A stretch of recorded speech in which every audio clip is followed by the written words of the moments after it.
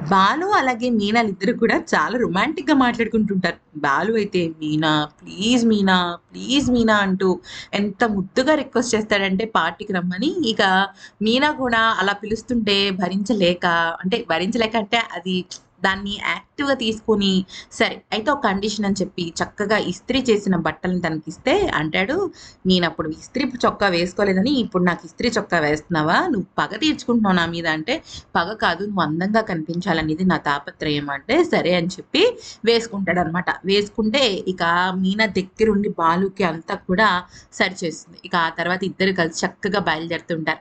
ఈలోపు ఒక పూల షాప్ దగ్గర బాలు ఆపేస్తాడనమాట. ఆపేసి మా మీనాకి చక్కగా తలనిండా మల్లెపూలు కొని తనే పెట్టి తనని చక్కగా పార్టీకి తీసుకెళ్తాడు. అయితే మీనా మురిసిపోతూ ఉంటుంది. యాక్చువల్లీ ఇక్కడ జరిగిన విషయం ఏంటంటే బాలు దాదాపుగా ఒక 25 ఏళ్ల పాటు ఒక ఆడగాలికి తెలియకుండా అంటే వాళ్ళ నానమ్మ దగ్గర పెరిగాడు. ఇంక మిగతా వాళ్ళందరూ చిల్లర ఫ్రెండ్స్. అదే తల్లి, ఒక చెల్లెలు, ఒక ఫ్యామిలీతో ఉంటే అమ్మాయిలతో ఎలా ఉండాలి, ఎలా మాట్లాడాలి, వైఫ్‌ని ఎలా దగ్గరికి తీసుకొని చూసుకోవాలి ఇవన్నీ తెలిసేది. తనకొక నెగెటివ్ ఇంప్రెషన్ వచ్చేసరికి ఇక పాపం మీనా మీద తనకున్నది ప్రేమ అయినా కూడా అది తెలుసుకోకుండా స్పందించలేకపోతున్నాడు. ఇక విషయంలోకొచ్చినట్టయితే ఆ తర్వాత వాళ్ళ ఫ్రెండ్స్ ఇంటికెళ్తారనమాట. అది ఏంటి అంటే వాళ్ళందరూ కలిసి ఒక రూమ్ తీసుకుంటారు. ఒక బ్యాచిలర్స్ అందరూ కలిసి అంటే బాలు ఫ్రెండ్స్ అందరూ కలిసి ఒక రూమ్ తీసుకుంటారనమాట. ఆ రూమ్‌లో వాళ్ళు ఉంటారు.